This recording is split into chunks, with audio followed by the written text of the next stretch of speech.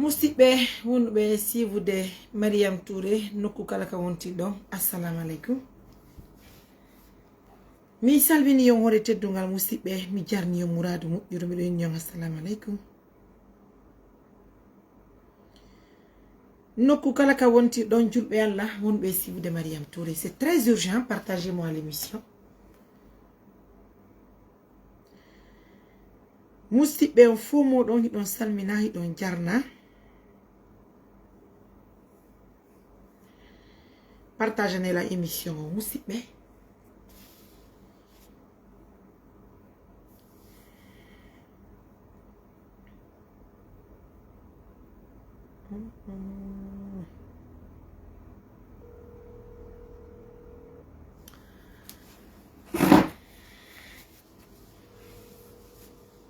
jamaji ɗin alay kono fine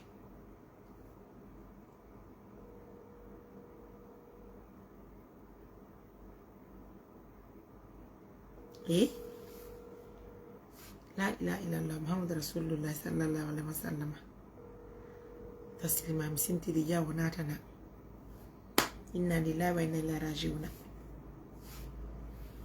yo musidɓe il y a quoi la grande so yi goɗɗo waɗi émission on l'air c'est qu'il y a quelque chose qui ne va pas. Cette fille en question que vous voyez en image, à moins qu'elle ne vienne animer l'émission. Ah, fallait me le dire. Mesdames, messieurs, je vous informe que tout à l'heure, on vient de m'informer que cette fille, elle n'est pas réelle. Que cette fille, elle n'est pas réelle. Hein? Vous vous imaginez? Toutes les personnes qui ont reçu son numéro, s'il vous plaît, n'appelez pas le numéro. N'appelez pas son WhatsApp. Ne convergez pas avec elle. Ne l'appelez jamais. Et I was la fille, Allah ne fille ma. Moi, je finis l'émission. Mi inni mi immo. Mi occupe au cadre parce qu'il fait tard. Aussi, avant de continuer cette émission, je demande à tous les Guinéens de dire merci encore une fois de plus à mon frère Paye Kounsare. Vous savez, Paye Kounsare pouvait se lever tout de suite pour animer une émission pour contredire ce que je suis en train de faire. Surtout que lui, il a vu la fille. Il a compris qui elle est. Himo andi jaka ko hombo woni o jiwo wondu arna ko de himbe be. Mais Paye Kounsare ne l'a pas fait. Une heure tardive. Au Windananto, sister, désolé. Je t'ai appelé à une heure tardive à Anike Moudi Male. Mais diabo la immo diabo dalan kisa immo.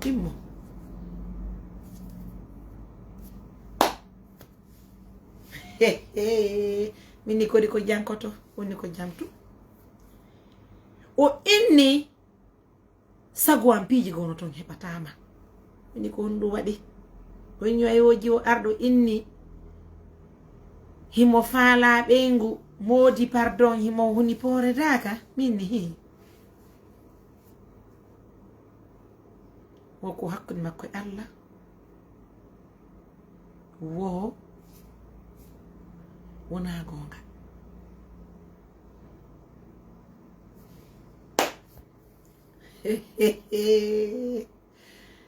la ilaha illallah muhammad rasulullah sallallahu alaihi wasallam wa taslima mi sintidi jawna tana alhamdulillah ay mi ari andude law anda wallila Paye Kounsare mi weltanike ma kala te récompense par le bien.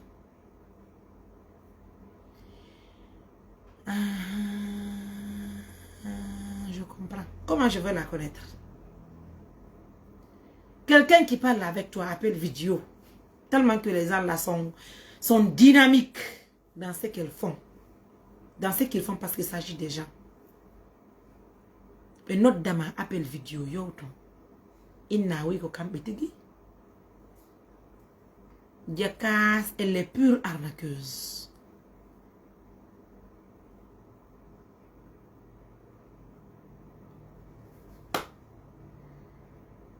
C'est celle-là qui m'appelle. C'est pourquoi je n'ai jamais accepté de venir moi-même animer une émission à la place de quelqu'un. Parce que si je l'avais fait seule, si j'avais animé cette émission sans que la fille là ne vienne pour témoigner dans cette émission,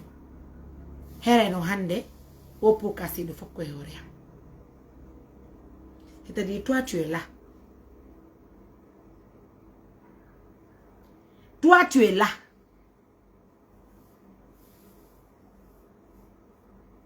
Il n'y a pas de problème. Appelez-moi, le numéro est là. Toi tu es là. Tu te sacrifies corps et âme.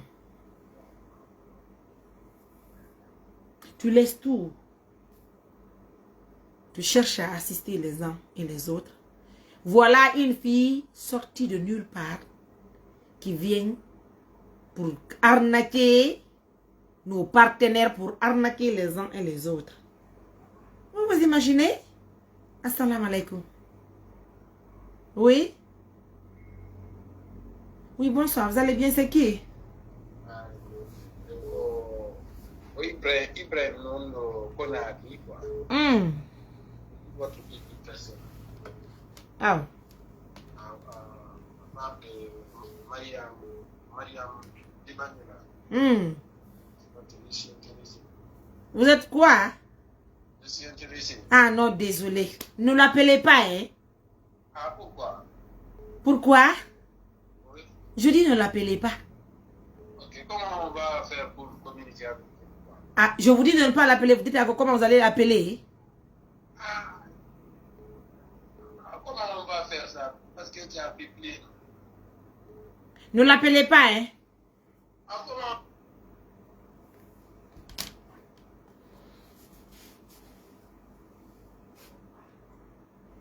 Allô?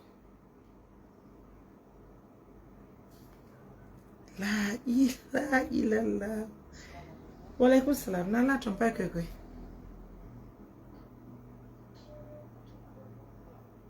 Jam trompa kwekwe.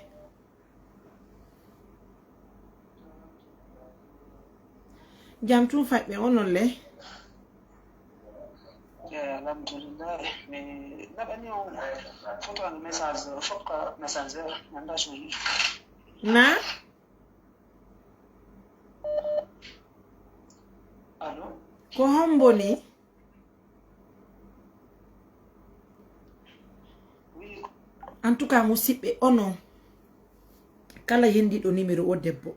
Wota noddo c'est tout de suite que Paye Kounsare m'a appelé puisqu'il m'a montré un amour inconditionnel. Vous vous imaginez? Assalamu alaikum.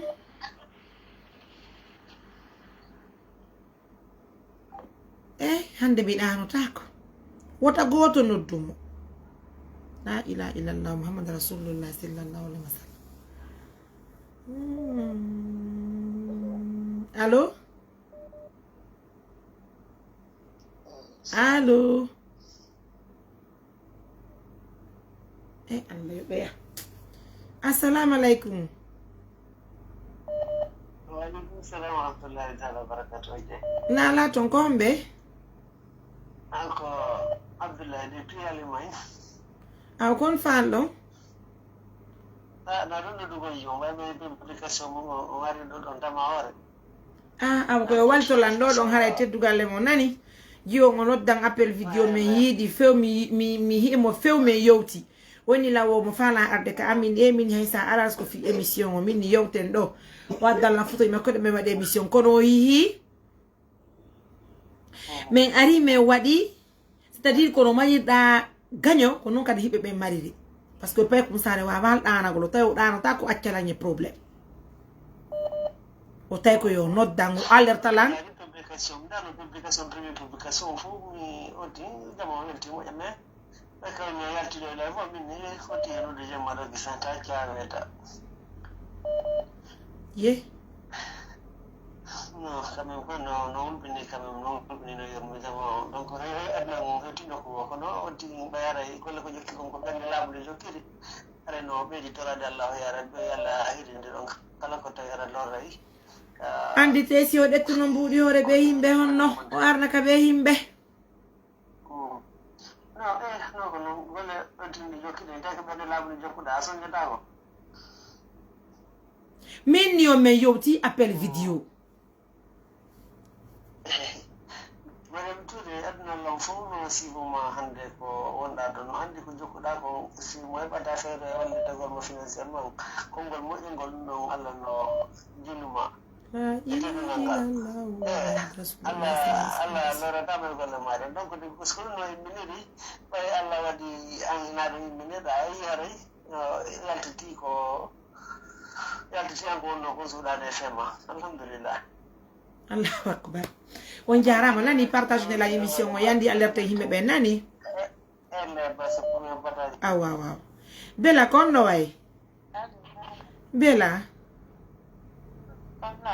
ça va ɗay jama ɗanaki Bella a yaari ko mi heɓi Je vais t'informer quelque chose. Tu vois les arnaqueurs là? Oui. Ils ont une manière de faire en fait. En vidéo. Avec les appareils technologiques de ma ordinateur. Oui. Ils peuvent animer une image en fait. La femme, il y a une wall et tout, mais c'est pas la personne. Ils utilisent des trucs sophistiqués pour le J'ai reçu un truc comme ça sur Facebook, il y a un blanc. Mais on dit et puis on la image mais c'était pas la personne. Les arnaqueurs le font beaucoup, il faut faire très très attention avec, surtout sur Facebook.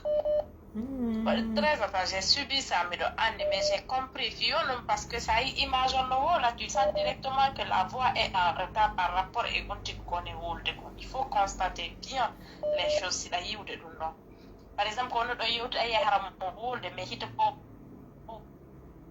c'est comme si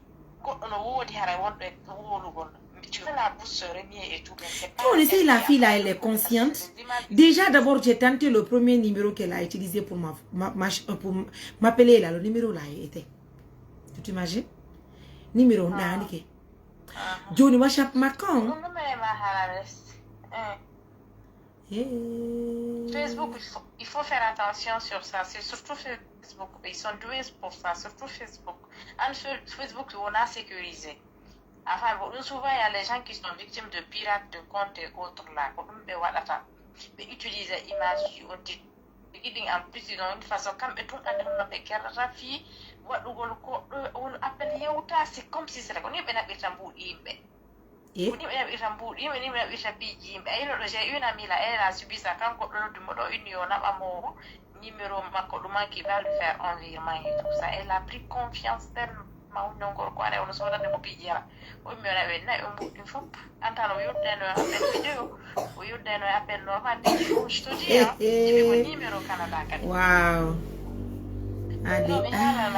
Quand j'ai vu ça, je voulais t'appeler. Mais déjà, c'est quelqu'un qui est marié là, on a pas. Mais j'ai reçu un appel qui dit complètement parce que elle va rentrer dans des histoires. Mais cette fille-là, elle réside même pas en fallait pas retarder aussi au fait. T'as pas vu, c'est pas comme ça qui m'a appelé. Il m'appelle au Windal la Wota me dérange à la Wali Modima. Je la connais. Elle est mariée, mais en fait, mais mes occupations parce que les images de non, parce que c'est reste clair maintenant. Toute femme qui veut en tout cas avoir un mari là, on te dit arrête à soud ou arrête mais yaka restaurant mais voilà émission en temps. Tu t'imagines? C'est justement c'est ce que je suis. Et puis il faut faire attention, Marie. On dit il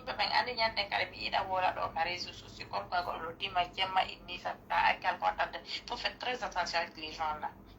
Il ne faut pas être trop accessible en fait. Ne donne pas l'accès à tout le monde. Moi j'aimerais bien que tu fasses qui va faire des entretiens avant de te rencontrer. Ça c'est une très belle initiative. Il faut prendre des rendez-vous. Voilà rendez-vous pour surtout ça. Voilà sur rendez-vous. Avant toi.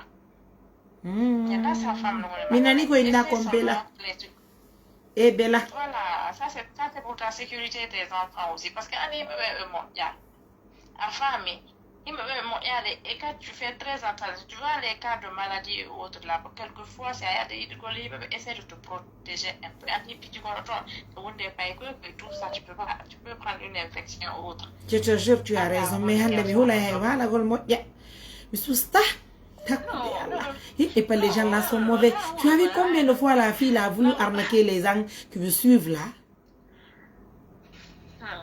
Ok, même j'ai compris directement. Mais d'accord, complètement. Je te jure, j'ai vu. Et puis, une femme qui cherche un mari, tu peux pas se mettre comme ça.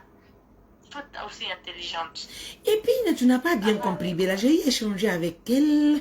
Question du cas comme il pose hors émission d'abord. Heureusement, je ne suis pas seule. J'ai toujours. Parce que tout ce que je fais, j'implique soit mon mari ou bien j'implique mon administrateur. Mon mari était au travail. J'ai appelé mon administrateur, nous avons échangé à deux. Au gentil conversation en parce que je ne fais rien sans lui. Anande, tout ce que la fille racontait, il n'y a pas de problème. Fais attention, fais attention. Il y a pas de façon de faire. Ils ont tellement des appareils sophistiqués. Mais j'étais victime d'un je te crois, je sais parce que j'en ai vécu aussi.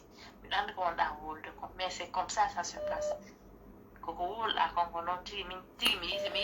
Bella, reste en ligne, ne dors pas d'abord, s'il te plaît, chérie. Je vais prendre quelques auditeurs, je te reviens, ma grande. Ne dors pas, on va rester ensemble aujourd'hui toute la nuit. Assalamu alaikum. On jarama. Allô. On jarama. On jarama. Nala to. Pas quoi. Gente Allah si wudan donc voilà on se heure donc ganti ko algo long ko gonga kan wodi application ko deep bien modo ko deep swap bentamo ko ko non be télécharger da wada image ko AI ko artificial intelligence so hara ko image ko do wada tani mi arsi no yotude ko anyo image ko woni communique ko da ya wara tinen timbo mais sa dari mo jamo haray hala woti ka mouvement mo ya return hara corresponda ko rumbe wata min tigi goddo no dirila non do nyande gore ko min kadi hande o noddi lan few parce que sina je suis trop prudente wallahi kono ko wonda prudente wo wodi be fala ma jafa go be jafa to mai vous imaginez parce que il faut ainsi kataba e ko fi dewgal fala wonde ma are o inna mo fala arna ko de himbe be ngara ko fi dewgal ka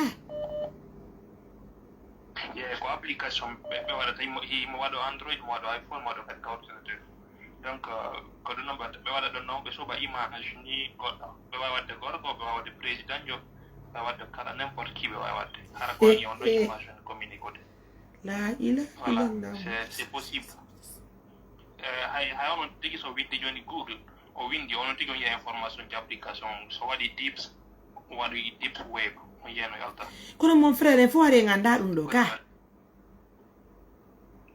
no mi har landi appel po mi anda o do de voilà o parce min mi sibi no nane e mi anda do kono o application ne bi sera ko yalti imbe bu ko fake donc de faire attention modi albarka mon andi dal la julbe ben to hay si goto no dali mo nani ara jarama oui merci beaucoup barka Allah ma chérie merci ok toi tu m'appelles yo ta lampular la bungal pos inna la ida fala dewgal mi akkita kala ko mi jokki minna mi walle fi dewgal jaka hida andi ko trompugol himbe ben jatta buudi himbe ben ejiwo oui grand frère grand frère albarka yo Allah yobe ko mo yakkide ngambo ya juuta yo Allah ko reson najum Allah wadi barki mun tuba montré en amour yo Allah yobe ko moji afan fola pero na antum do ni wadi PS do biya do influencer bikine puyi bebe dai adi sukabe lagine be mari problem yugol debbo danejo mentalité mabbe on avance trop donc be wawi non arna kude yimbe be o à travers sigama wala siba koddo go mi on ma conversation qui différente de arnaquer de grandes personnalités du pays quand on met une jolie conversation qui m'a plusieurs autres oui parce que hay hande ko men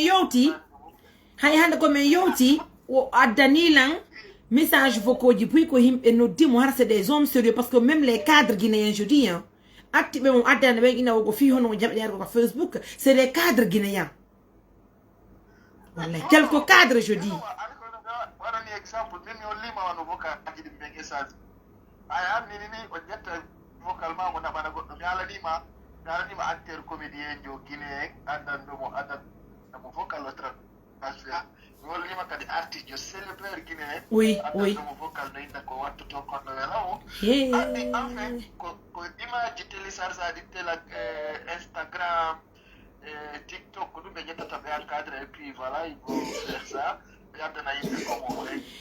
voilà parce que ani ko on to mi hebi dutton seeda kadi ha mi minni ko minni ndo ko gonga bay me yowti parce que écoutez ya minni ma chérie minni addana photo war ko wadda bagi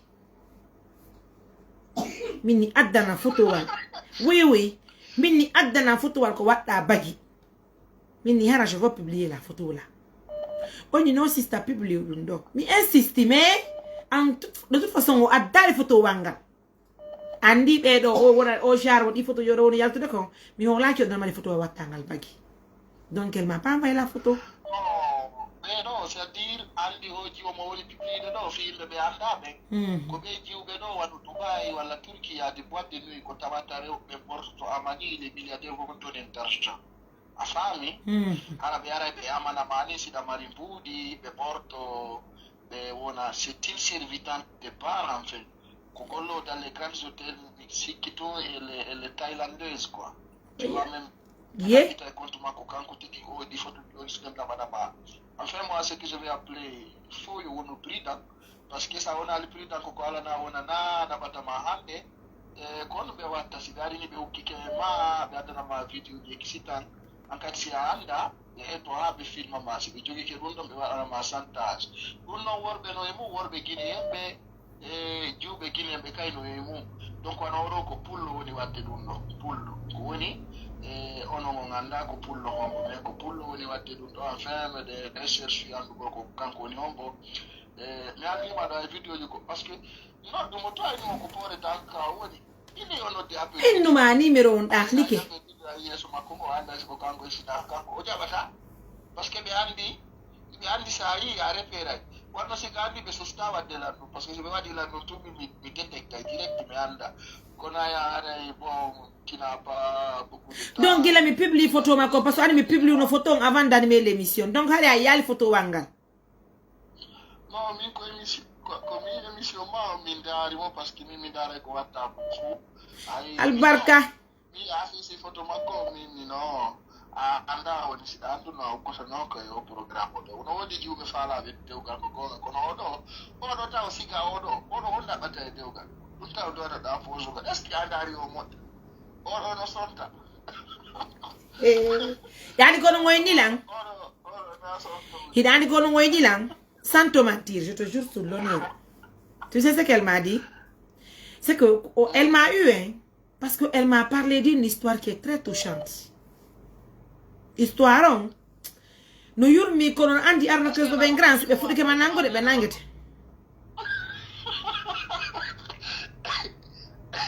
mi ko ino la wonene makko e babe makko jombe dir nanda de makko siko libane voilà min ko enilang wo biro makko ko pullo habola wo ko pullo mo pore daka est-ce que la famille wo ko be jaare wo be makko ko libanejo est-ce que tu comprends wo ben ko liban wo joni non et voilà ce qui d'ailleurs m'a poussé à être très sensible de son histoire o inni lan karoma ah non s'il te plaît o inni la wo karoma wo fait wo ben makko jomba biro makko tu comprends i wo donc wo kala ya do fi makko no fala jombede no fala jombude mo wo famille biro makko bonna wo donc hande sa yi mo fewndini wala modi ko parce que ardo ka famille yobe bonnude ni minni ma chérie e padum no yurmine wo mi do fala dewgal walla mi heba dewgal mi surro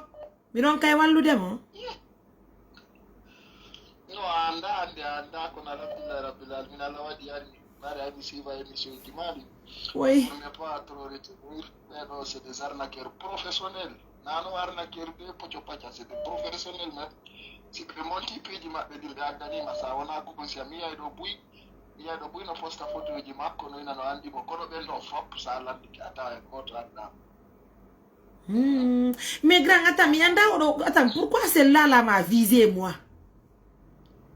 Non. Parce que imagine-toi, hein, c'est compliqué. Elle a parlé d'un jeune, d'un grand frère de Dubaï. Il est dans Cran 5.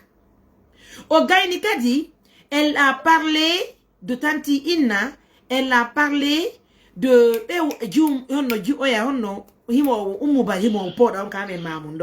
cela veut dire la fille là, elle est de maman ou bien qu'est-ce qui se passe avec elle?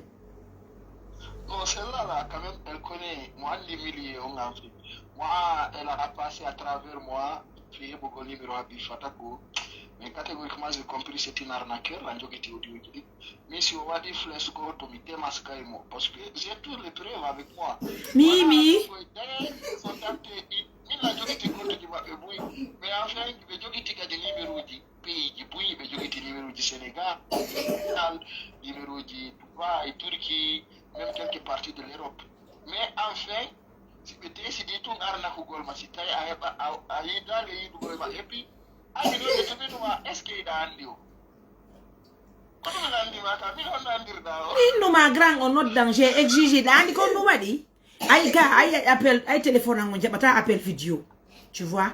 Mais c'est Taïwanais, Mimi, de faire la main, Google. Mais what appel vidéo, parce que je configure le téléphone en appel vidéo.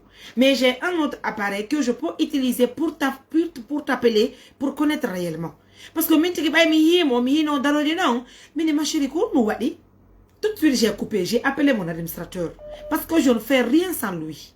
Comme il m'implique. Lui, il est resté à l'écoute.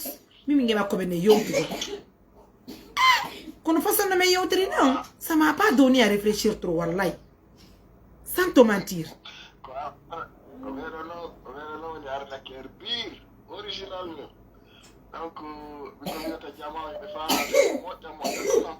Eh, je vais aller et pas ça, je ne fais parce que comme Dieu il même mon mari m'a dit, Mariam, attends, mais tu peux pas couper ton téléphone là, tu vas te reposer un peu. C'est un total que tu m'as écrit. Mais, c'est-à-dire, je ne faisais qu'envoyer le numéro. J'ai sélectionné quelques personnes, je les ai envoyé le numéro. Daka, c'est quelqu'un qui a un faux autre d'abé. Oui, tu l'as un si mi alerte la nomi harani bébé, c'est qu'elle allait prendre l'argent des gens. Et non.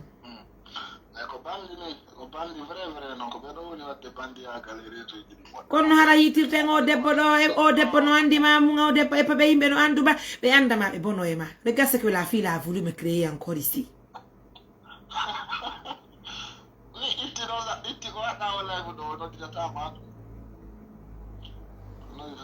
Et les numéros qu'elle a utilisés, ça peut un numéro dont elle wata hendagol.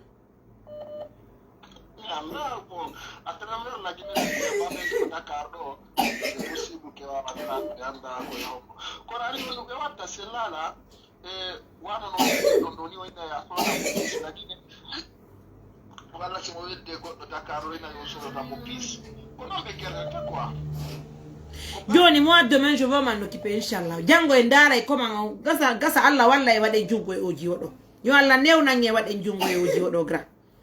Mi weltike wala yobe ko moji.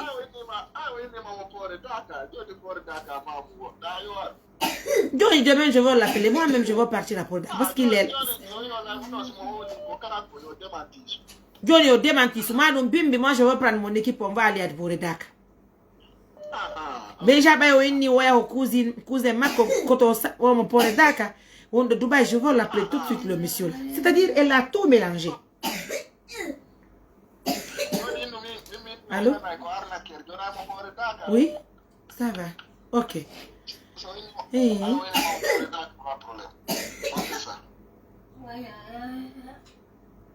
Ah, ok. Ok. Ok. Grand frère, je te rappelle tout de suite, Nani. Pardon, ne dors pas, s'il te plaît, ne dors pas. Oui?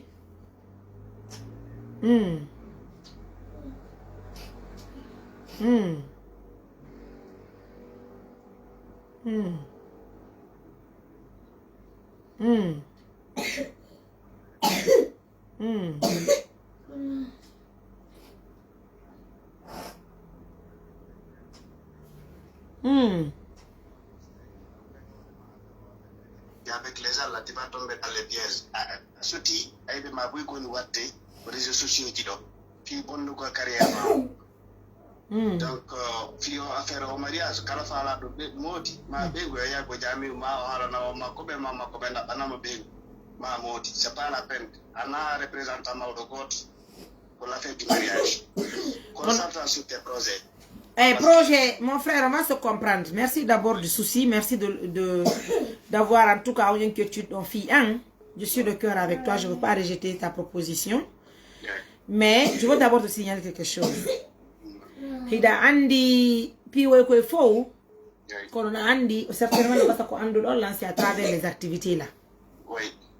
C'est là donc avant que je ne sois dedans là. Oui. Ko golle andenni. Oui, effectivement. Ko de golle do mi anda quoi. OK. Émission ji andenni. Mais problème on Oui. Ça fait partie de l'humanisme en fait. Ouais. Trouver un mari pour quelqu'un ou une femme pour quelqu'un, c'est pas mal. Sai Allah walli lang andi ona hande fuddi arna ko de himbe Effectivement. kono ha hande go de maskali mo ka Facebook yatti mo ka Facebook. C'est aujourd'hui. Je suis d'accord parce que mi hay o photo je voulais te signaler parce que mais andu ko hendagol ma hari c'est difficile parce que doni ni no wana grandio gona na civil malo ni on t'appelle doit nous tout directement avec l'application que le frère vient de dire. Sur mon YouTube, l'intelligence artificielle qui traduit toutes les langues. Je ne sais pas mon frère. Il a des problèmes. C'est une fille à den jogoto. Un fan na heddi ben en sonjoto. Mais ma grande sœur, je vais juste te dire une chose. Avec on est dans les réseaux sociaux. Comme hala ma décret ma coach, tu vas pas y comprendre. Wallahi. Awata andu de dans les réseaux sociaux. Donc, hande ko on a c'est l'une des plus respectueuses. Fa hande jama fayda ala mon teddinama andu be woni talibabe woni mawbe pour une suti qu'on a activité qu'on a wat. J'ai entendu beaucoup de choses à y poser fi sabuma. C'est pas parce que activité qu'on a wat habe mi jetti que do waji docteur Amadou. Je me souviens. C'est parce que l'activité du qu'on a quoi c'est à part de ça que les gens posent des questions. Mais réponse ma ben hara ça qu'on dire au sens positif qu'on a quoi hara le ya de dina. Johnny Aquino, mi famille andi mon frère. Par exemple, odo jiwo o wadi dum do. Kono do andi hande jiwo iwi ko iwi. Wondo jangude dudal. Wondo jangude dudal. O ari hando o tori kelam ballal fi dewga sunna e farilla. Mingi makko me wadi émission. Vous verrez la vidéo demain matin, Inch'Allah. Ok, nous sommes très d'accord avec toi. Mais Handekadi, mais merci de ce moment. Parle de deux gars sur Nefarilla. Donc, elle n'a qu'à se déplacer. Allez te voir. Ou bien d'abord, comme là, il y a une chère qui vient de signaler, cherche d'abord l'intermédiaire entre toi avec la personne avant que tu reçoives la personne. Parce que Handekama, on a le comité d'accord, on a mari. Ok? D'accord. Donc, voilà, là-bas, comme on a une fois, une famille qui nous donne là-bas, ma harge pour te salir. Cherche d'abord, et une personne qui est l'une des plus suivies. Cherche quelqu'un qui est l'intermédiaire. Même si tu es un modérateur, le modérateur, tu cherches un modérateur qui peut assurer tout. Andi say mi do yabat ay say mi ala wadde dum mi songi to mi ala wadde dum don piki sina dum membre de ONG men ngo yoni ko géré dum pi say mi ala recitude yimbe ben min pour moi il faut ko nene ko to ko baba goto sina dum no wodi des personnes qui peuvent gérer les dossiers ma sœur mi connaît marque mais dit mais moi ta recevoir ko fi ka reste en ligne bay je te rappelle ne coupe pas non wata inde ko do ma intermédiaire parce que mi yado kaji bo ida ya direct. Ça c'est obligatoire d'attendre fi elle fait mariage les consoles là s'il te plaît c'est quelqu'un qui d'abord qui va être avec elle il va être chez quelqu'un qui va être entre vous à 90%. Toi tu vas éviter les 10%. Merci, allez, grand frère. Kalato protège, mon grand. Merci d'être passé dans cette émission. Merci pour tout ce que vous faites pour Mariam Touré et les autres membres de l'ONG. Pourquoi pas ses partenaires de confiance. Assalamu alaikum. Ben oui. Oui, comme nous. Bon, avant tout, en Danaki. Mariam Danaki. Yeah. Écoute-moi, à la récréation, à la excuse, ko 5e numéro ni ma 6e numéro ni ko odo kun kadi arde do yarnak affaire kadi ko affaire mariage ko na wadde ko o ende man ko ente ko assistance humanitaire d'urgence tay woni da bangol goddo dewgal dum no wona pi woni ko urgence non tay kadi dum no wona humanitaire non xare nanda ko woni humanitaire non ta ko fi be innobe ayati ka do men ma ko be non mi fala yetati dum no ko moi je calcule même pas les gens qui le disent, laisse tomber. Ok.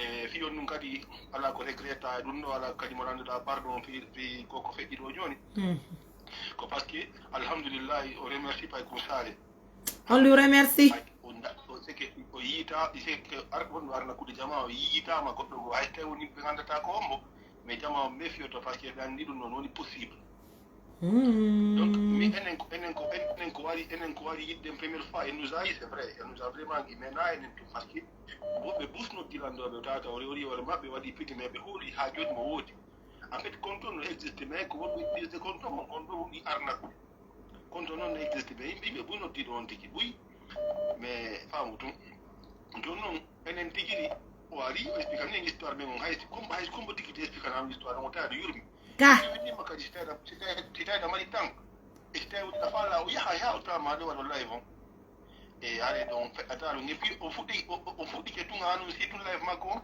o nanki e waɗugo toon piiji porte parte o addinama audio o joɗinama ɓe noddima ka ministére ɓe noddima ɗo ɓe noddima ɗo haɗa ko fii ɓe sek ko monta ɗum ko ɓen noon fof ɓe halduno ɓe monti ɓaɗama fiijo woni wota tig ko monta ɗum so tawi woni kono yaari ti vois non mais par ce que depuis ɗum compte makko yimede makko ala feƴƴude ɓe onɓe kadi makko yami Facebook ɓe noddude mo ala feƴƴude mo déconnecté complètement pourquoi ane paadi pourquoi parce que c'est flou enen kadi se yuno compte makko law o maria men daw ɗum se yuno on compte makko ɗo law naɗne vidéo ji wona publiére kon nder ɗon ɗum ɓe natano pier ɗo ko par ce que ganda waddu photo ji seeɗaji photo ji ɗen publié tu vois no explique kadi histoire ko tawata histoire expliquanaɗo o sa innama ɗo joni no wosani no woni je vais le dire tu me permets vas-y mi alino ña voilà non no waɗita non au niveau ɓay makko ko libanejo nden makko ko pour le fouta kanko miñam makko ɓe ɗon ɓe wadde petit commerce ɓe ɗeɓuri yaade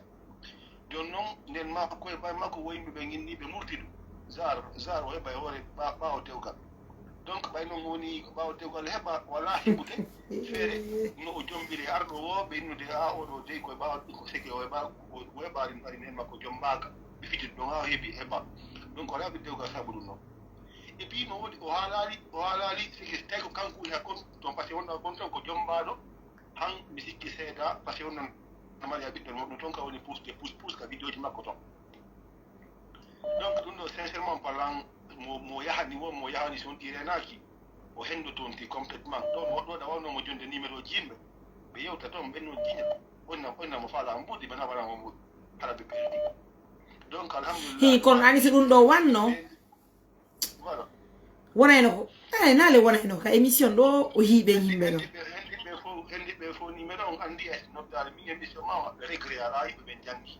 ɓe janggi andi piiji par ce que ko ɗum joɗɗini jaman kadi social ɗo ɓeyde en ɓeydoɗa personne n'a perdu on a tous gagné prochainement si goɗɗo ari enen kadi gandi no reno reden woɓɓe kadi moɓe famille ko en fait par ce que ɓennayi o fiɗo jeeɗen ko nder woppoje ɗe woni 5 fois fiɗi nde ɗo nde woppi ɓayde woppi andi fi no pewɗinen c'est ça donc moi c'est là pour ça andimo kadi jama on a hottaki waɗɗa o nodde o jeeju ma kadi. Ben, tu as vu maintenant les gens qui disent que Mariam, il faut faire cachette là. C'est-à-dire, si j'avais pris les photos de la fille là et que j'avais balancé ça pour certains hommes, non,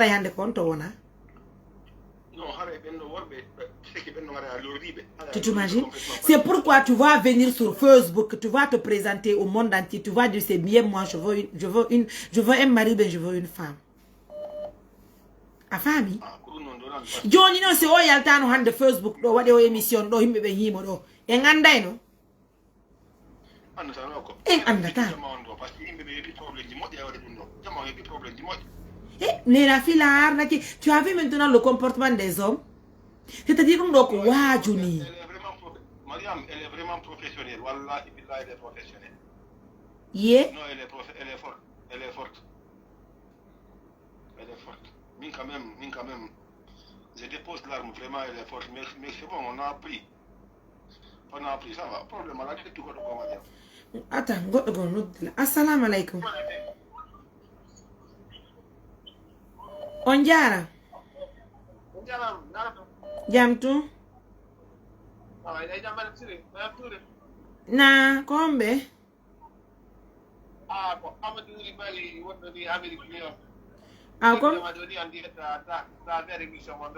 Aw kon fallo. Vraiment, wallahi, undo ko hunde hulɓininde travers golle ɗe wonɗa waɗande de peuple lagine o nini ñiike ɓe yimɓe ɗo toujours no jinmi fi wargol innugol ɓe bonnay ko ɓe wawata bonnude ko hunde vraiment hulɓininde quoi. Ye. Par ce que min taw ko hunde nde min apprécie no par ce que hay min e yimɓe ɗo nini discuti e ɓuyka à travers les commentaires wonɓe ɓen critique ude nden fof ayi a waɗi émission o donc yaale ko wonɓe commande ude toon ɓe mettinana ɓe inna sisela ko banndi waɗi min e ɓuyme discuti sabu ɗum minni noon c'est quelque chose qu'on fallait apprécier fallait soutenir par ce que wike no cher jaagira eɓe jooɗiɓe ɓe ala moodi ni kamen toon ɓen noon fof ɓe jooɗi toon ni ɓe ala moodi oɗo poɗɗi volontairement waari publiquement o wi ko faala moodi min ko hunde vraiment de droit de soutenude Aleykum salam delankawa chaque oui minne ko hunde nde droit de soutenude quoi tawi joni ɗo kadi moni kayngiraɓe mbiyani mi yi directement on ɗo mi yiɗa windi excuse yaari mi tawi mi nani Angel Paye Kousare ɗo ko yewtuma gon ɗo vraiment mi découragé complètement wallahi. Paye Kousare nous a sauvés aujourd'hui tous. Il m'a sauvé, il a sauvé toutes les personnes qui ont reçu le numéro de la dame là. Andi o debbo arnaki no fandi mo arnaka alla guine. Ha joni go himɓe ɓe anda. Ha joni parce que moi mi nani mi alani administrateur ango. Il y a certains qui ont appelé Baylo pour dire non moi je mais les yoddude o debbo mais yoddude appel vidéo. Jakaɓe anda ko ore on do wana. Madame wallahi ɗum ɗo hey ko wiwɗa kon ka dewle debbi jentinoma rettuɗa ko wonɗa fiɓe ɓe kuddanaɗa ɓe ronkay ko Allah subhanahu wa taala o tum wawi ɗum feblinde ONG mongo par ce que wiike golle ɗe wonno waddande ɗen hande jama o kamen toon ko hunde nde adna Allah o fo yiɗi par ce que donc ko ɓe immotoɓe ngaɓe wara e fi wonnugol ɗum no ɓe ronkay Mariam Touré wallahi oɗo ko fanno ko détournugol mbuuɗi yimɓe ɓe Allah ange ONG ma o ko Allah subhanahu wa taala o tawni fi moɗon Allah subhanahu wa taala ɓanday fi moɗon par ce que no suuɗi fof no adna o fof no suuɗi golle moƴƴe ɗe wonno waɗade ɗen yimɓe soñƴiɓe ngamen ɗon a faami ko fiisike ara e bonna ɗum ɗon ko fiima ko on bonata yo jento fota par ce que ara mo jentini ko woni ko waɗi ko woniri ɗon nini yo anndu ko haaju makko boni ko fi hoore makko ko bonni ona hayo fijirta to de innu madame kono andi o waɗɗo ɗum ɗo o waɗɗo ɗum ɗo no hulɓinigo e grand o haali himɓe tante ɓe am ɓe mamu nga o haali himɓe ɓen poore daka c'est à dire vraiment min mi sihuno directement o fof makko mino jenɗoni on ko yewtu ɗon ko à travers critére question ji ko landiɗamo ko fof vraiment minuma he mi welti ka ɓernde an taw quoi wallahi binde Allah no suti mi welti ka ɓernde an gata o min hara ɗum ɗo wawa e laatanade so ɗo joom baba ɗo jajiɗade ɓe jooɗi ɓe laggina ɗo ɓe ala moodi newɓe ɓe heɓali moodi ɓen ɗon kadi ɗino manifeste no wakasa Allah subhanahu wa taala walla ɓe heɓa moodi ɓe tawata ja ko yimɓe mi anda wawi honno mi qualifietaɓe kono inchallahu rabbu samawati on no suti fi mon ko bangotoɓe yaara dow ko min sa ɗum gono ko ɓeɗo yewti kon ɗo il faut être prudent ande kadi par ce que koɓe faala ko ɓe wawata ɗum ɗo koɓe neeɗi ardede gera fi yimmugol ɗum ɗon ɓe wawata inchallahu mi weltike grand nani albarka nani merci yo Allah yoɓɓo on hakkiden hambo assalamu aleykum allo Oui. Oui. On jaram na laton. Kombe yo no de me honto. Ko min Sadio America.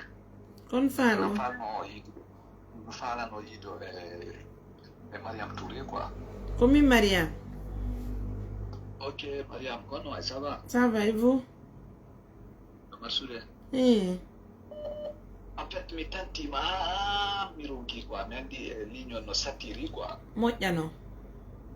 Wallahi ko ɗum waɗi quoi. En fait, golle maɗa en milla apprécie moƴƴano wallahi.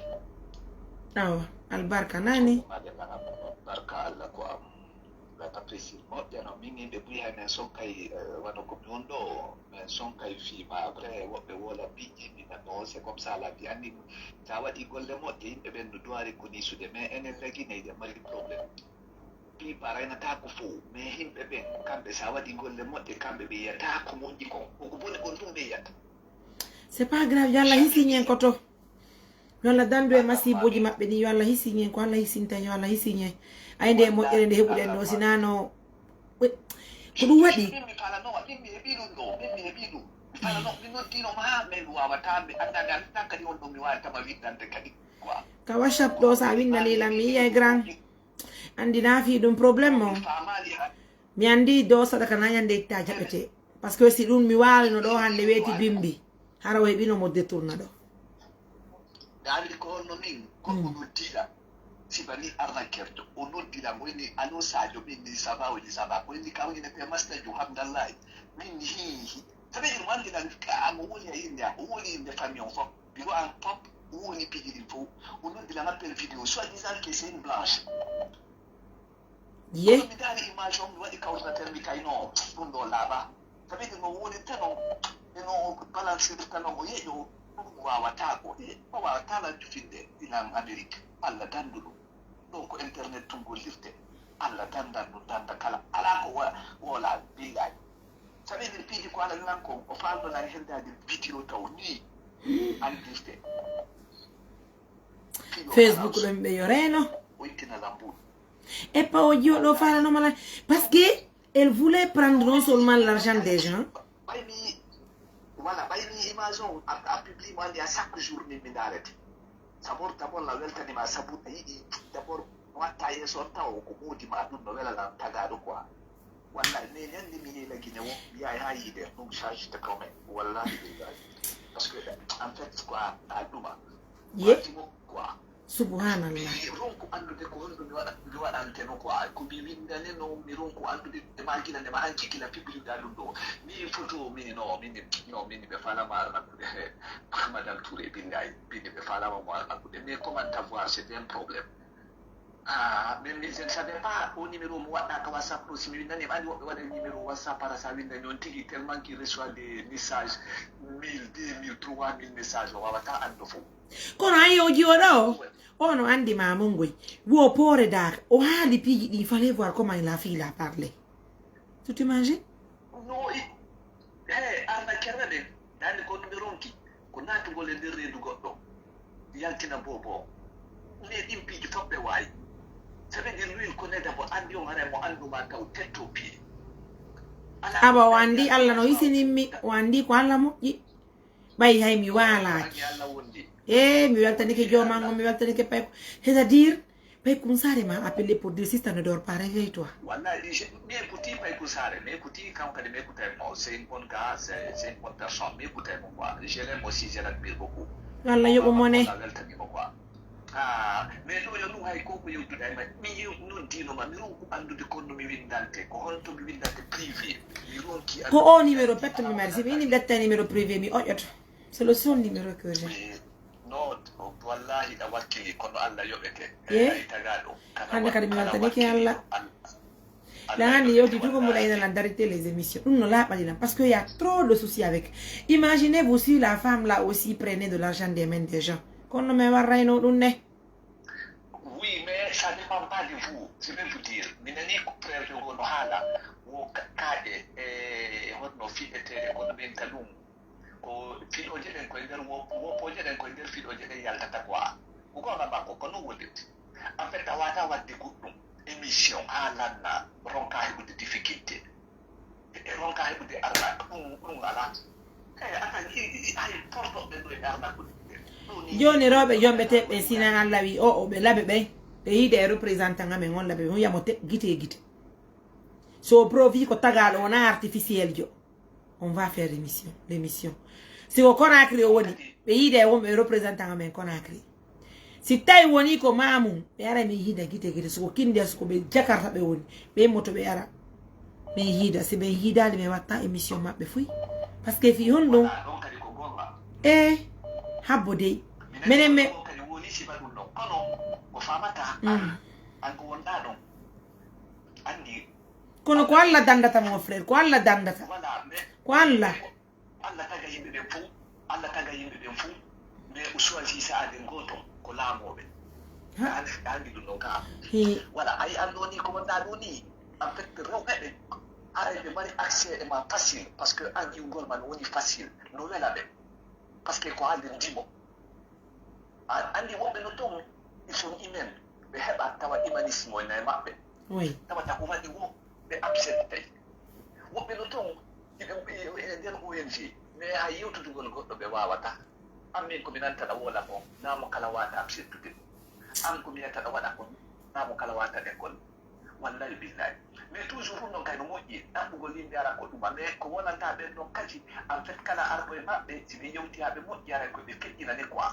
en fait andi woɓɓe kadi yewta moƴƴa ron ka keƴƴingol andi ɗum kay no wawi wonde andi piiji ɗi fof mais an kala ko yendiɗa a feƴƴinay par ce que an min lan andi humanisme on no e ma andi grand par exemple oɗo si mi wanno émission min tun hara warale o waɗi émission o andi elle est venue témoigner dans l'émission tu t'imagines jakamo haalirde doyi jakamo andi ko arnaqueuse jo ko arnaqueuse ko non mi ndare de image ji mi ay ka men dala ba mi se buri a fotte woɓɓe ɓe rondi dongal ɗuma leɗɗe ɗon fof mi yeyi humanisme ko maɗa onon ɓe womolan innande ɗo ko Tokyo siko Tokyo won ɗon etta Tokyo ton ƴiwon ton aron ɗo so ɗon fala mbaɗa on émission o ukkatalan e teɓe lelle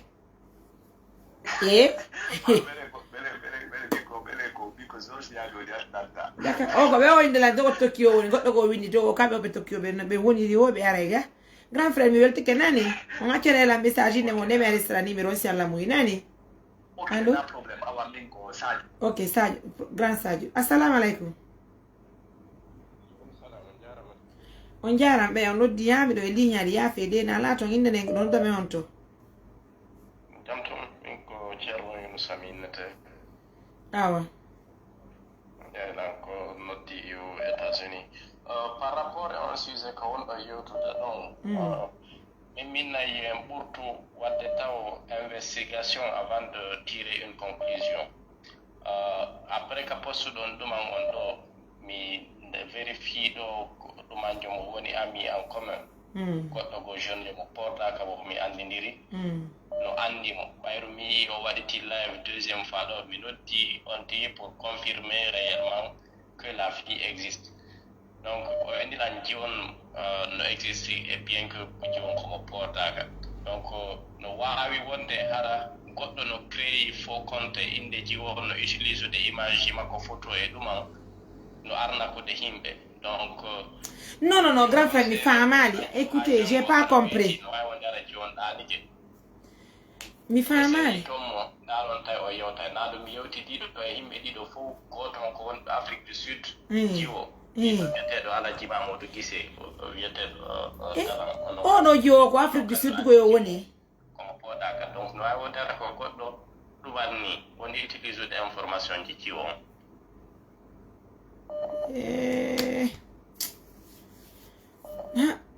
si tawi woni oɗo jiwon o jiwo existaɓe ya jiwon no existe ɗumam jogo mi yewti ɗon e muɗum Amérique ɗo ko wiyeteɗo Bouba Kanso no gandile no woodi ko wiyete Kanso e nder portaka centre hi jiwon no existe mais est ce que ko kanko tigui hara ko kanko tigui wogo photo ɗo tigui kanko tigui woni poore daka ɗim photo ji ko wonɗo ko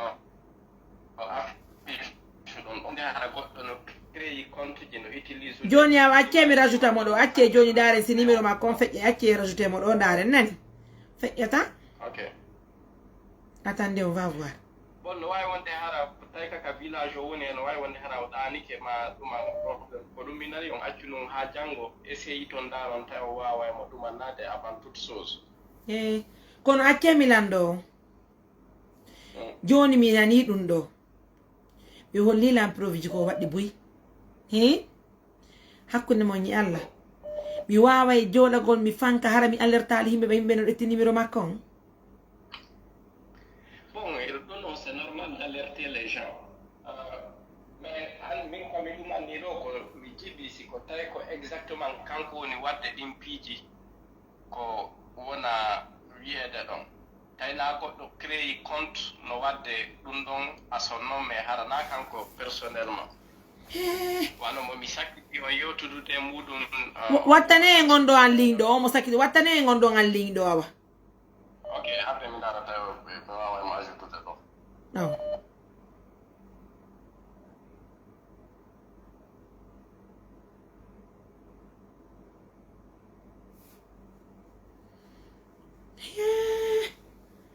waɓela yo nene bon mi wawa nani par ce que ko whatsapp wonde yewtude ko message makko mi jogi mais ina wawi o naɓande message makko on tuma noɗɗo on tuma on ɗon confirme nayo no joni mi faala no accon hakke no hara on setinali yandi mi weltaniki o moƴƴa kadi ko noddu ɗon kon ko noon tini pigiɗin ko reynagol joni mi faala yo noddanemo ka messenger ɗon innomo si possible ɗon faalamo rajutugol e appel e hara ko yewtu appel vidéo ana appel vidéo pardon hara koye rajoutemo en tato yewten ka émission ɗo yandi mi jeegi yo noddemo tun daron so jaɓa e noddomo ka whatsapp nan ok waɗiren no assalamu aleykum oui allo assalamu aleykum waleykum salam nala toon jam toon golleji jam tun ko ɓe noddude men on to mi noddan de timiyol ɓeɗen jenti kon fallo no ko sisiɓe no ɗone a jooɗi ɗo ene ndara on ɗo wallahi ko ɗum fewndi yande kamen de ko ɗum fewndi ɗon on andi ko ɗum fewndi ɗo minen kadi ina jooɗi ɗo ene ndaran siwde no labba andi ɗum ko ma holli toon yimɓe ɓen ɓe faama goɗɗo a tala e tum arna ka yimɓe ni tum mbay buyaray ko ngam on no jogii numéro makko on eyo si mi alertanamo jemma ɗo hara ɓe noddalimo mi warra ɗum on no kono kadi woɓɓe no nodda ɗum no anndi ɗo jooni onon o ngannda yimɓe annduɓe ɓen fof kono wano jooni on yii yimɓe ɓen ɓayi kelɗenndi ndi no ɗuuɗi hannde kala aduna miɗo mari représentant fayda debbo yaltuɗo ni o faala dewgal o fayda hannde ɗon min siko min nayo yaw ka représentant an on ilandema ɗo siko labɓe o woni yo yahi labɓe on représentant mon ɗon noddan inan ha oɗo de ardiɗo ni min mi yihimo yitere yitere siko New York ɗo ande ɗo mari ɗo yimɓe siko France ɗo mari yimɓe on woni anda yimɓe ɓen fof mais ande on andama e aduna on goy kono woniri ande ɗon anda ɗo so noddi ɗo ni mo anduɗo New York ɓay ɗon hoola o min ne a goɗɗo wonɗo New York milan no faala dewgal imo ɗo mo o jona adresse anda siko gonga siko France hande ɗo mari yimɓe wonɓe ɗon kala e aduna on hande ende hay Australie hande ɗo mari wonɓe on e noddude ka fof no noddude men kono woniri ono noddude on kono innugol ɗo kadi ma ɗum ɗuma noon ko fii moƴƴangol yimɓe ɓen wonɗon e noddirgol ɗo goɗɗo si ari e dewgal o aɓoy toon e moɗi makko ma ɗumani onon ko yeli ɗon koye moƴƴi o wata ɗum annagol ɗon tumina ɗo ƴettanay goɗɗo ɗo garanti ɗum ɗo ma ɗum gonga mo gorko ɗo noddugol ɗo e fiyafer ɗon arna kees joma ɗuma nda rewano ɗon photo ji ɗin kono so jii ɗon anda o ɗo na photo ji kamen toon ni wo ko Centrafrique ko Centrafrique o woni o ko Centrafrique ok kono wo leerɗo mo poore daka no poore daka ene weltani on ɗo ane men suivant ɗo joni miɗo wondi ɗo e gore jam hay kanko emo faalam ɓeyditam tan aw assalamu aleykum on jaram o jarama de nala to ngajjey bonondaji fof no e jam ande on ɗanaki sattedeji ɗin goƴƴo gaƴƴo ko enen ɗo heewi e golleji ɗi hakkude Allah ɗo famali o ɗo hande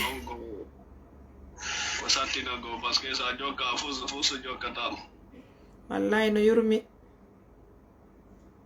do programme on ko sattinagol ɗum manno donc haray wono ko gore jango wi ɗo ko min dulo premier directeur mi suivnomo kono mi wawali commentude par ce que image ji ɗi mi yiɗi mi halla mari duttu siko wonde poore daga wawata wadde ɗin ɗo andi wo mo ari ni woni wo mo ari poore daka kono ɓayɓe ɗo kadi inni wo ko gonga jiwon no existe min mi famal ɗo joni fos kono min miɗo andi ɗum ɗo ko arnaque jaaɓuɗo poste ni joni henani lan ko arnaque few voilà parce que min image o mi yiwmo mbiɗa o image ɗo no laɓa kadi mi daari suundu mbinni ɗum ɗo na galleji men ɗin afrique ni ɗiɗo ko galleji occident ɗin no on ko tapio ley ɗum a solo mi daari mi inni ɗum ɗo ko galleji occident ɗin ni kono waati mi waɗali commentaire mi daari direct on seeɗa tawi mi préoccupation mi yalti kono min ko piyo goto mi faala on ɓeyditande mi annda si ɗon mari bureau wano a mamu ɗo par ce que mi activité ji mon ɗi fof mi siivay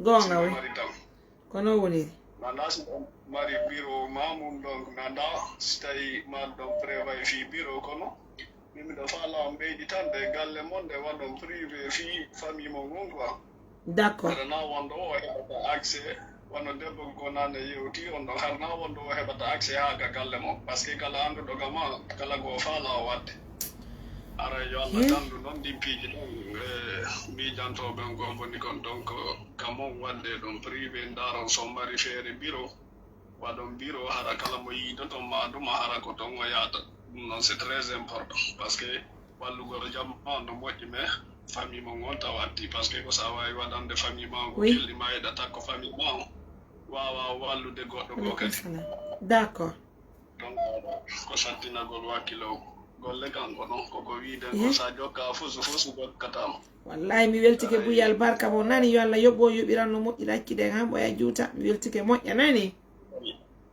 allahuma amita jonere min gacci toon mbay buyare no faala jettude lignon awa barka ɓe gureji ɗe awa assalamu aleykum on jaara nala tandude ɓe jam gonɓe way ko ibrahima wonɗon noddude wanin ton na mini ko ibrahima wonɗon noddirde wanindra konaki awɗo jenti on a haray ko o jiret mon woni sinkude ɗo haray ko ɓittangol on tundi courage golle monde ɓe sif sayi be sayi ko rentagol tungi seeɗa e ko ɓeeɗo anmo ko yewtugol joni kadi ari ko ɗum noon faalnon ɓittande daari no waɗi ɗon biro hara ha jama on fof heɓata accès galle monde haray ko ɗum noon ɓe arno ɓittugol aya hoyentanamon jarnama awa albarka mon yo allah yoɓo on ko moƴƴi yakkiden han ɓoya juuta wurna faɓɓe waɗa barke maɓɓe nani mi weltike buy allah ko seede c'est pas parce que mais ala équipe ko wawa gérugol yimɓe areɓe ka rencontre amen on miɗen mari équipe timmuɗo tawata vraiment équipe on waway recevugol ɓe kono probléme ji ɗin kamen ɗo yimɓeɓe no mari probléme aye woɓɓe si ari yidugol e an simi référi ɓe kadi moɓe an ɓen ɓe waɗa souci ɗum ɓenna non mariam menen ko amen faala yigol c'est à dire en tout cas ɓe jaɓata mi anda son faltike ɓe ala ɓe jaɓata woni ko fewgoyi ɓe jaɓata fes jon ɓe waɗa ɓe ƴetta ɓernde ɓe waɗa piiji ɓe comme si nandi mi faala kamen yiida wonde ɓe ara ɓe tawalan waali miɗo ronki kof si min miɗo ronki muda hinna mi immo parce que mon mari il fait tout pour ne pas que je blesse quelqu'un il fait tout pour ne pas que mi riskita miñe goɗɗo il fait tout fi wota goɗɗo arka suudu an hoota hara on tigi no seytini wallahi billahi ko jokki o ko jokki si quelqu'un vient à la maison si je suis occupée o recevay on tigi convenablement je vous jure sur l'honneur vous imaginez kono ndaron trop c'est trop joni si quelqu'un vient chez toi tu dis que vraiment rentrer il faut se voir avec telle personne retta ɗum ɗon seytani ɓayle mi wawata gérugol fof kono affaire ɗe nde sikkude ɗum ɗo wona ko boni ni wallahi je ne vous mens pas Même si mon mari est en train de prendre son bain, si goddo imiki ari ka soudou ko woni wadde ko mon wad ene Mariam lève-toi jode o bernabe onna habbe mo seda mo occuper nani masi min ni be joni ye ar wonna no Mariam prend son numéro. En tout cas, il fera en sorte que hara wonti no yude ka soudou no yaade o yaada ta e ndiande o c'est-à-dire o waɗay ɗuma o façon no warrata non ko fi je sais même pas comment vous expliquer franchement sina no wodi hande himɓe buy waway ɓe gère goɗɗin piiji hara ɓe gère han min mo mi ara la dernière minute comme si a waɗi ɗum kadi ɓenna hiɗa toniti ala jaɓude yidugo le yimɓe ɓen yasa. Comment imaginez-vous maintenant avec les situations pareilles? Vous vous imaginez? Quelqu'un t'appelle pour un mariage. Au yilti to tawa, sina pas écouter nos dilans. Il faut écouter un piège d'or. Il allait prendre les numéros des uns et des autres. On note d'ahimbe, on a tambour de himbe. Je know, il y a un monsieur qui m'a appelé pour dire oui, c'est réel, yo. Eh, monsieur. Ce côté pour ailleurs, je n'y ai pas eu mon uru, harako honte de on est que hay ko réseau ala ni pour da kura no wuti on fami o wawa no ni finugo jon o demantisa dum do on fami donc ara pigi ni welafi monsieur on prometti la indo mon nodde la on nodde tali la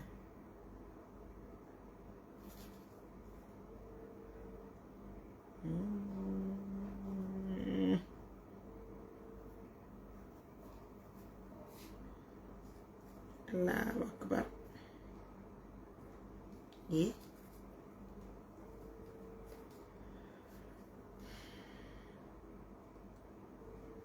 n'y a pas de souci.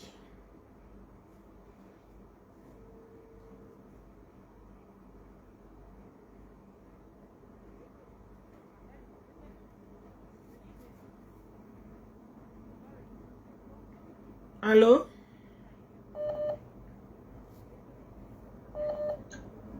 Allô? Oui, assalamu alaikum. Yaram kombe.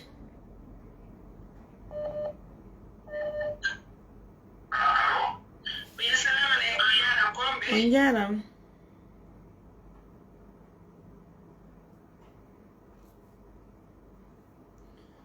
Allô?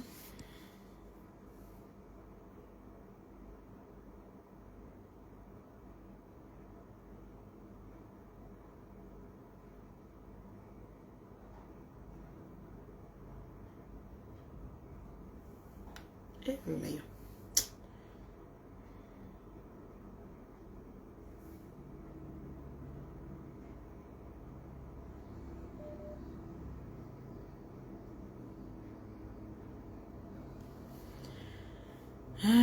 Allah akbar.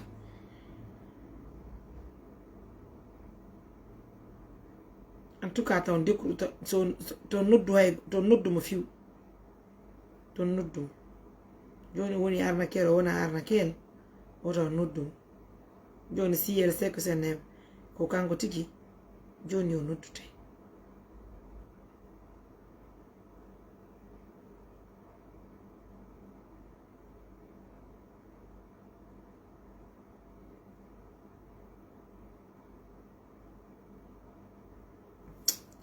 Allah. Allô? Allô? Allô, oui. Oui, on jaram kombo. Nalato? Janto nalato. Kombe noddude me honto.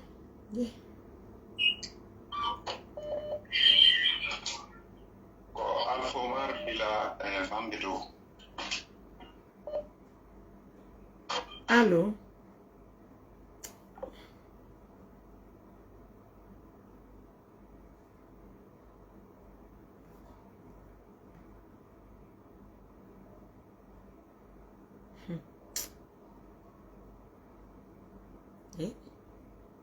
Non, mais les gens sont bizarres, hein.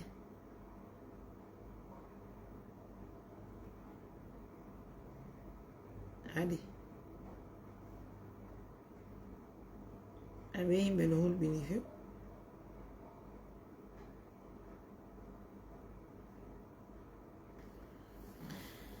Donc, aussi, ben, on peut si vous des assistance humanitaire. Allô? Et? Attends.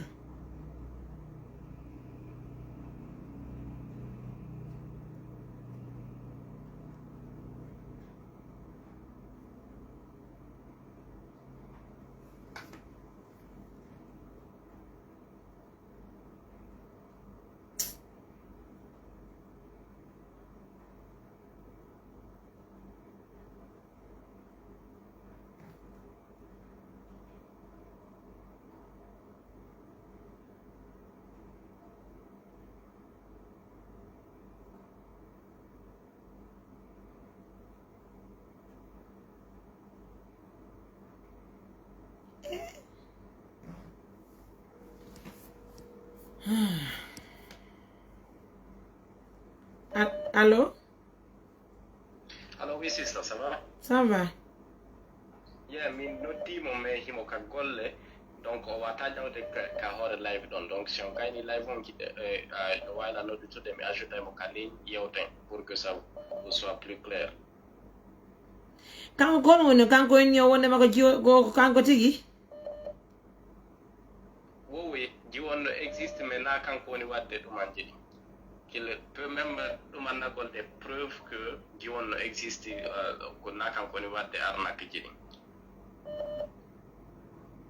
Mais Dieu on existe, mais Dieu existe non, mais est-ce qu'elle est de pour est-ce qu'on a des beaux parce que elle est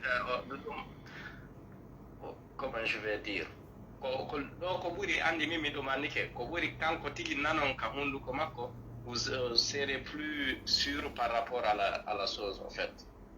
Parce que si tel est le cas, moi demain je vais aller à Poredak. Seulement que je des photos des gens créent faux compte qui benate arna Google himbe. Donc on est comme une donc. D'autres personnes. Imaginez-vous. Compte qui bouille à tido. Donc il m'a dit pigi d'Allah hidayah laki. Est-ce que l'on fait mourir? Mais tout le monde on dépôt. Donc voilà exactement. Quand on demande donc en dire donc que c'est un rappel à une ono de tout de l'endroit. Yeah. Yeah.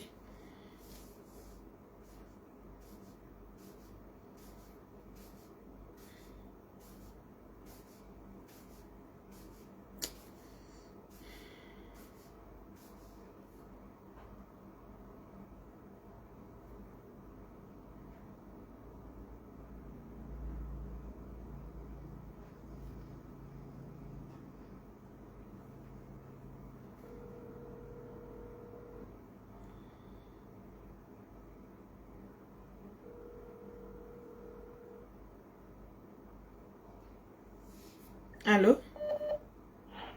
Allô? Oui, on dirait un gombe.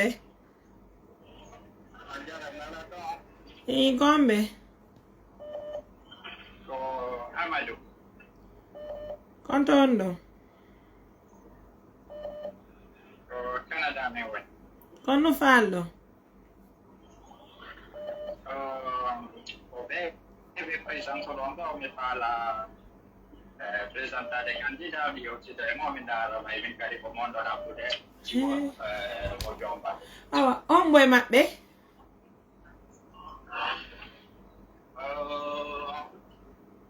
Parce que première mia émission mo mi si va ma émission mo mon si ku da do fe on do ne O do ko arna közgö nani beya? Allô? Si vem, attendez un instant, bella. Allô? Allô, woni ok won ko jawgol kala e nani joni lan ajoutu de mo do hay son wala. Aw.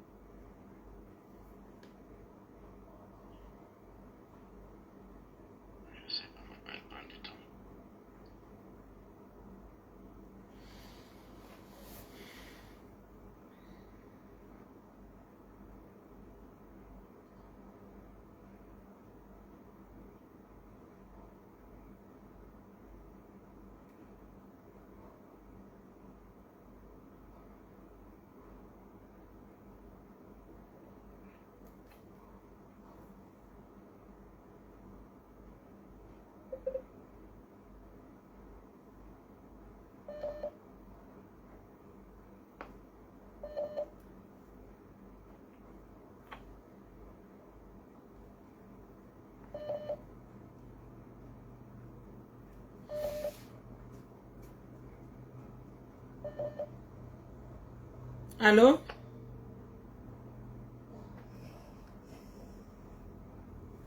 Oui? Oui. Alors, Nalato, Jam tu? why you going? Indo ando. Ko life mo ngamo do en la zunduza par rapport au Dieu, mais arrivata la si vous comprenez, c'est mieux que les gens ne disent pas, mais on doit environ des années comme ça. On doit dire, voilà, Guinée, on doit dire, nous sommes comme Na? La personne qui est en train de faire ce truc pareil, comment mon Dieu? Comment mon jodi? Comment mon Dieu? Et moi, les filles, moi, qu'à 20 ans, on m'a dit à la critique à Windows. Et quand on hebir non dundo? On dit maintenant, oui, mais il y a un accident, on nous dit Libéria. Mais à une taille famille, on faut le rôle de Milan, on nous a dit qu'on a marron d'idée, il y a un marron d'idée, il y a un accident, mais on a un accident. Donc, il y a Libéria. Ah, nous, il y a un accident, parce que nous, on se fait. Mais nous, il n'y a pas de problème. Nous, il y a Libéria à Mianda. Finalement, c'est-à-dire qu'on faut dire la narine, vous avez 200 000, 300 000, 400 000. And then we nominate him. Mimi watu ni hakili, mimi kwa hana kiadoni. Donc, na tuti ngohala kawana undo taluma pino wasi kutime si onwati dui onyai hana ngongo wati undo. Wow. Allô? Oui, on est Kalindo. Ok. Johnny pour vacances, on t'écoute. Ok, comment allez-vous? Ça va? Ça va, par la grâce de Dieu. Ah ouais. Voilà, c'est parce que j'ai fait un post où je dis que je connais la fille. Moi, elle m'a écrit, c'était en 2022. Depuis 2022, cette fille, elle m'écrit sur son compte. Ok. Elle m'a écrit, c'était pour me demander si une situation en Guinée, elle m'avait dit qu'elle vivait au Canada. Voilà, il y avait elle de ses parents qui l'avait parlé d'une situation en Guinée, qui demandait un peu, mais elle m'a demandé le prix exact. Ouais, elle va pour là. C'est vrai. Ok. Mais ça va être un peu compliqué. Ok, il n'y a pas de souci. On a gagné là, on est dans le 2022, content. On est dans ma situation, quelque chose qui est pour la Guinée, prix ma fondant. C'est quand on peut voir là, on va y aller, prix du nom. Non, voilà le prix quoi, mais le prix qu'on a dit donc, le prix de tout à donc, on est dans la langue, on a dit dans le prix de l'eau, donc c'est la première à notre prix exact. Donc c'est parti de là-bas, depuis 2022, il y a un combien de chaque fois, il doit dire, ça l'an de talent, est-ce qu'il y a un projet qui marche, mais même une fois, il y a des marques, on sait que vous n'avez pas encore fait compte, parce que lui, c'est quelqu'un, chaque fois, vous faites des marques, chaque fois, il dit qu'on va pas comprendre. Chaque fois, on a la vie, le plus marque au projet du Kojoki, on a eu son Canada, parce que moi, elle m'a jamais dit, parce que nous, comme nous, il n'a pas moi, elle m'a jamais dit qu'elle est à Mamou, parce que nous, comme il y a un dit donc, pour Afrique, pays Afrique, donc maintenant, elle est Guinée. On a parlé d'elle, elle m'appelait souvent, mais même une fois, elle m'a envoyé un photo de moi pour un compte, il me le publia, il a un compte donc, il me le publie, une photo de donc, après Arna Kaïm. J'ai même les captures, quand on a mis la nom. John non bolang. Benilang, déjà, Benilang. Attends, toi d'abord, tu es de Port-Dakar? Non, je ne suis pas de là-bas. Moi, j'ai fait un post pour dire que je connais la fille à travers mes réseaux sociaux, je la connais. Voilà. John non, andu down. Na? Comme il m'a poré d'accord en fait. Wow, il m'a poré d'accord. Oui.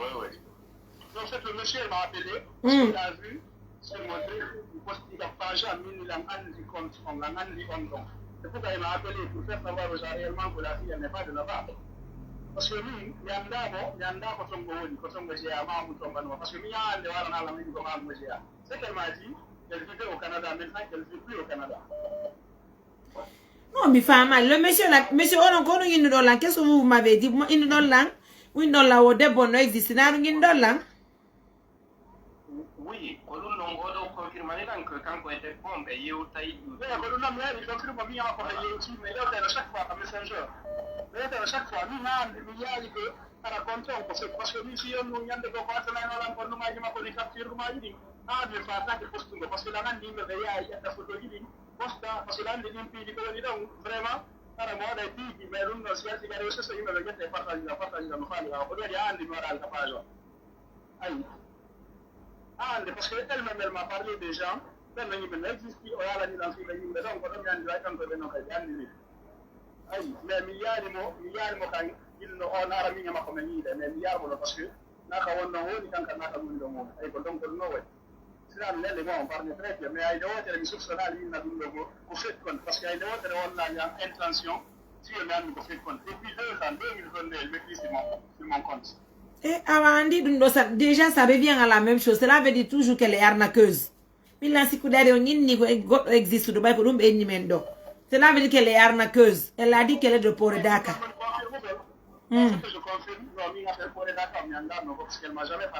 Qu'est-ce que tu confirmes? Depuis 2022, elle maîtrise sur mon compte, mais elle ne m'a jamais montré l'intention. Elle t'a jamais montré ça, mais est-ce que elle m'a guité? Elle m'a appelé sur son truc, elle m'a appelé sur son messageur. Elle m'a appelé, je ne sais pas comment ça se fait, mais elle m'a appelé. Eh yo, Johnny be wa ma no dugo l'appel vidéo hara ko dum hara na kambe nan. Hara wona kam. Moi je suis pas contre.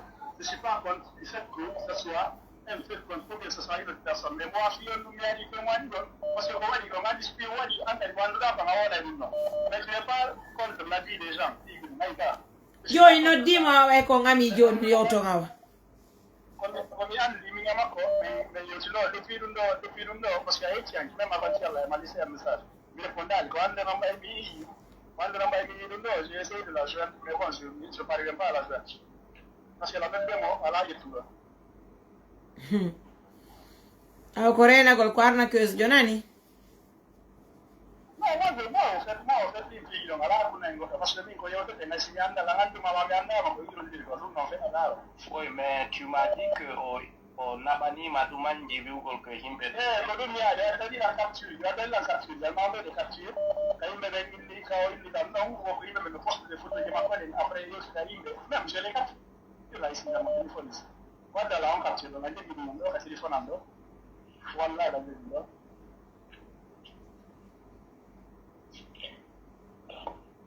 Donc, pour vous dire, moi, je n'en disconviens pas, elle peut être ça. Pour nous, maintenant, de faire plus d'enquêtes, rassurer de plus que c'est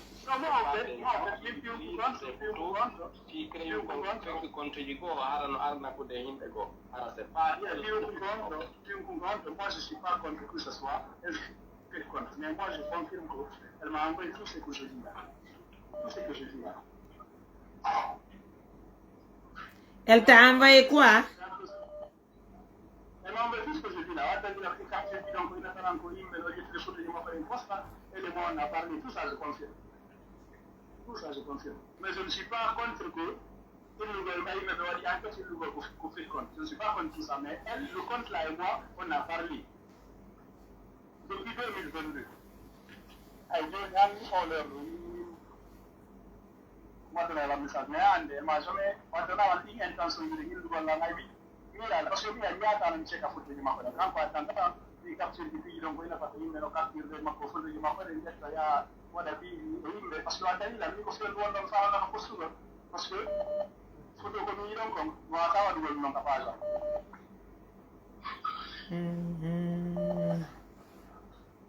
Donc c'est un peu cela. Ah, Johnny on jarama nani mais fal tike Johnny albarka mso mi wel tike.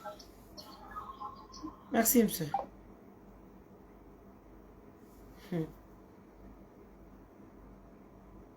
Allahu akbar.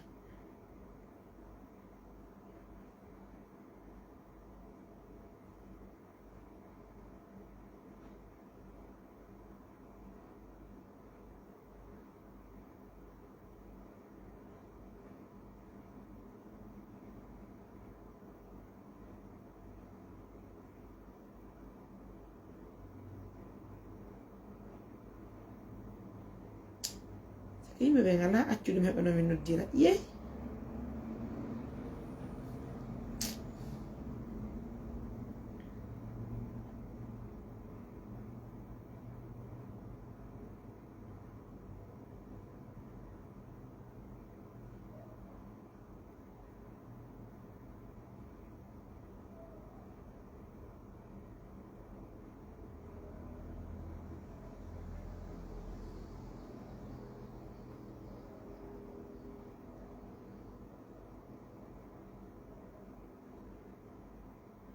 Yeah.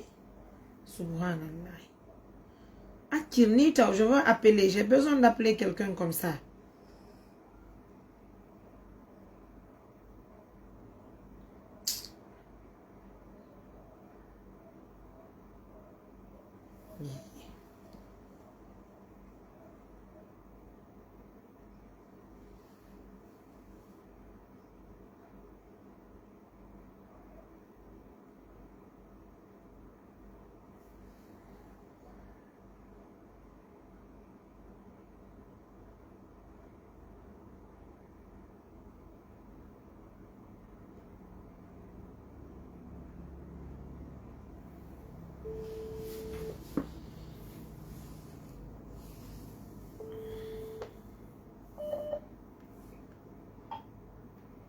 Allô, Maria. Non?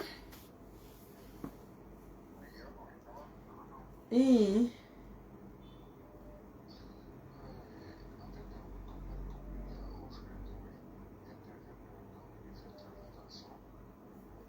Oui. C'est une personne qui n'existe pas. Il cherche juste une personne représentant pour pouvoir récupérer ses arnaques avec les gens pour les remettre. Enfin, indirectement, quoi. C'est ce que je veux dire. Oui. Donc, voilà, ça peut être ça, quoi. Vraiment une situation où il peut utiliser pour pouvoir récupérer ses gains, quoi. Donc, encore là, quand tu as fait comme mieux, tu fais du bon travail, donc il ne faut même pas te soucier pour ça, tu es informé aux gens. Donc, voilà, parce que même moi, je lui ai envoyé un message, donc du coup, il faut dire que Michel, ça répond plus, tu vois ce que je veux dire. Mais de toute façon, on s'en fout de tout ça. Donc, on a informé Diamant, donc, tu as fait ton travail, quoi. Donc, tu as dit à Diamant, décourage sur ce que tu fais. Enfin, ah, mais il que bouille albarka ya la yo bonane. Inch'Allah, Dieu n'a envie dans un bout qui est autour de ça, les amis. Ah, ouais, Merci ouais. beaucoup. Merci bien, prenez bien soin de vous. Oui, au revoir. Allez, au revoir mes amours. Mais il que bouille John et Bimbi, c'est à la mouinane.